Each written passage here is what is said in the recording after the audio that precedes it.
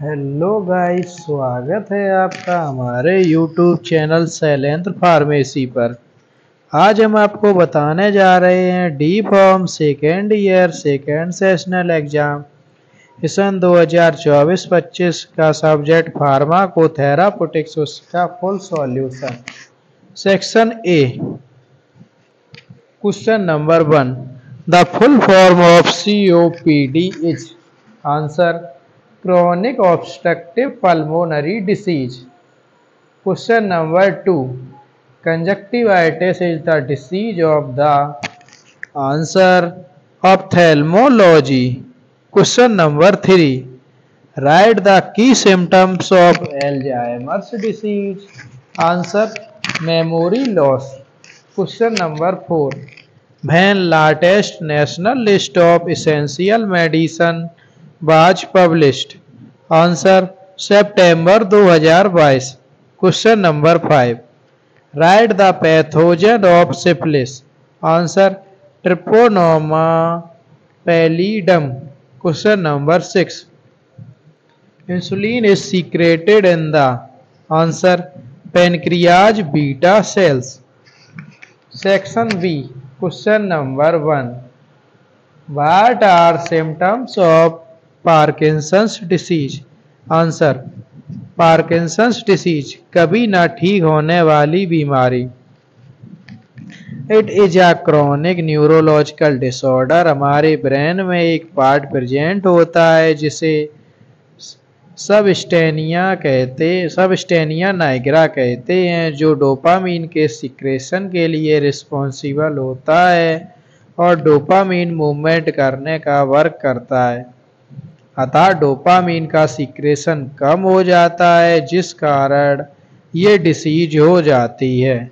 इस डिसीज के कारण बॉडी का मूवमेंट कम हो जाता है।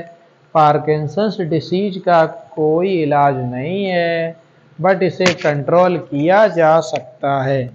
क्लिनिकल मैनिफेस्टेशन, बॉडी का मूवमेंट कम हो जाता है, कमजोरी आने लगती है, दौरे आने लगते हैं, सोचने में प्रॉब्लम होने लगती है, chewing and eating problem, sleep problem, constipation, कब्ज।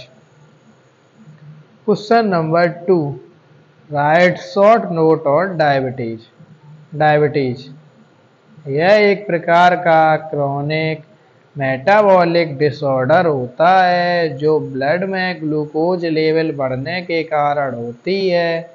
According to WHO, diabetes mellitus is a heterogeneous metabolic disorder जो कि कार्बोहाइड्रेट्स के डिस्टरबेंसेस के कारण होती है। हाइपरग्लाइसीमिया, ब्लड में ग्लूकोज लेवल का बढ़ जाना ही हाइपरग्लाइसीमिया कहलाता है। Types of diabetes, type 1 diabetes, type 2 diabetes, type 3 diabetes. Clinical manifestation, type 1 hyperglycaemia, glycosuria, glucose in urine, polyuria, excess urine excretion, polydipsia, increase thirst, polyphagia, increase hunger.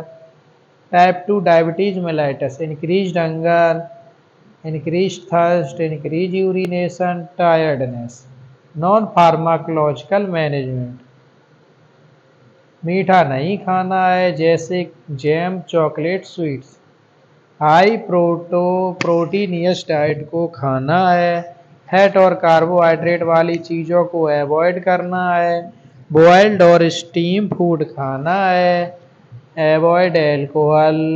Wait control. Classification, sulfonyl urea first generation, acetohexamide, tolbutamide, carbutamide second generation, glymidine, glibenclamide, glimepiride, biguanide drug, buformin, metformin, phenformin, thiazolidinediones, pioglitazone, rosiglitazone, सिग्लिटाजोन।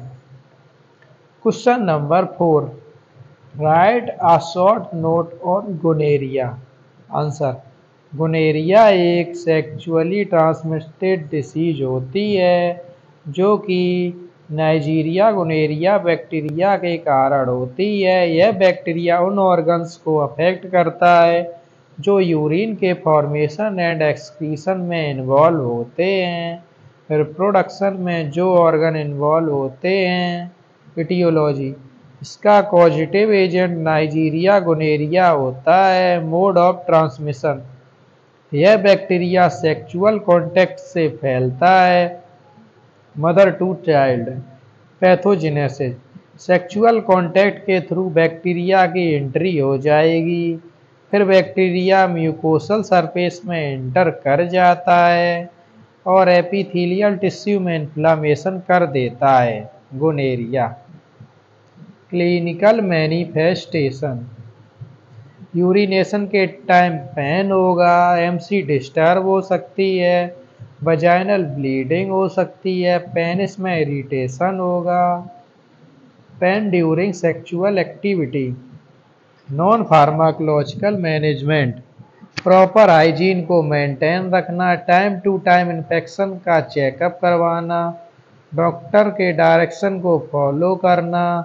Pharmacological management, gonorrhoea को treat करने में antibiotics का use करते हैं। Ceftriaxone plus azithromycin, cefixime plus azithromycin. Question number 4, what is alcohol liver disease? Alcoholic liver disease. General symptoms, abdominal pain, dry mouth, skin पीली पड़ जाएगी, थकान, लॉस ऑफ अपेटाइट, नोजिया। अधिक शराब के सेवन से लीवर के टिश्यू डैमेज हो सकते हैं जिसके कारण मल में खून आ सकता है और लीवर के सामान्य काम रुक जाते हैं। एल्कोहलिक लीवर डिसीज एल्कोहल की मात्रा अधिक लेने का रिजल्ट है। Treatment, non pharmacological treatment, alcohol को पूरी तरह अवॉइड करना, nutritional diet, vitamin A D.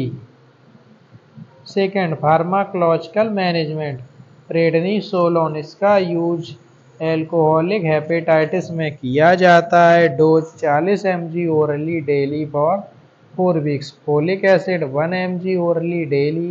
Vitamin E 400 IU orally daily. Question number 5, how will you treat anaemia? Answer, iron deficiency anaemia.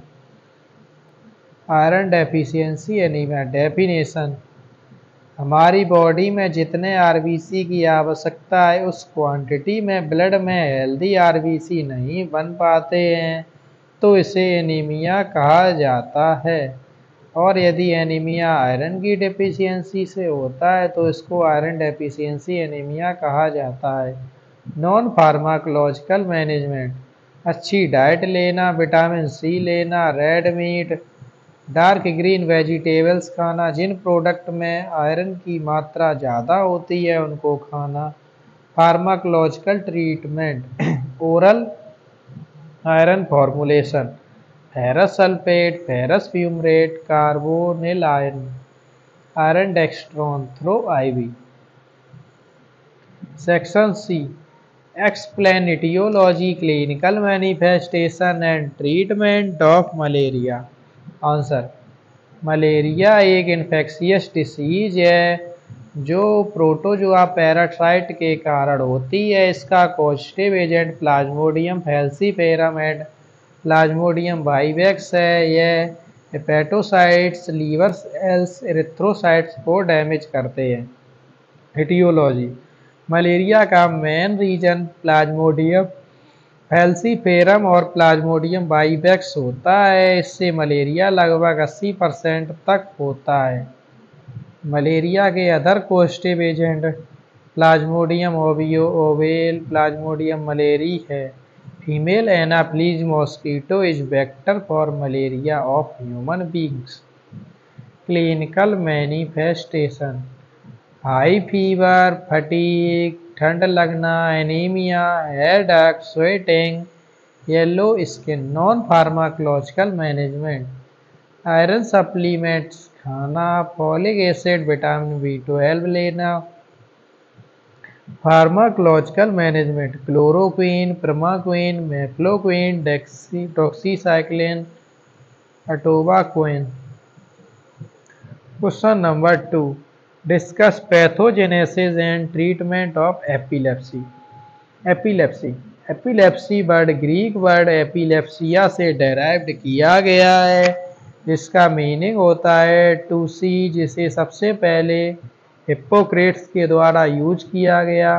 It is brain disorder. Definition, epilepsy में अचानक brain में electric discharge होता है, abnormal current generate होता है और फिर body का सेंसेशन समाप्त हो जाता है, बिहेवियर चेंज हो जाता है, जिसको एपिलेप्सी कहा जाता है। सीजर सीजर इलेक्ट्रिकल डिस्टरबेंस होता है, जिसके कारण कॉन्शियसनेस लॉस हो जाता है, मूवमेंट्स डिस्टर्ब हो जाता है।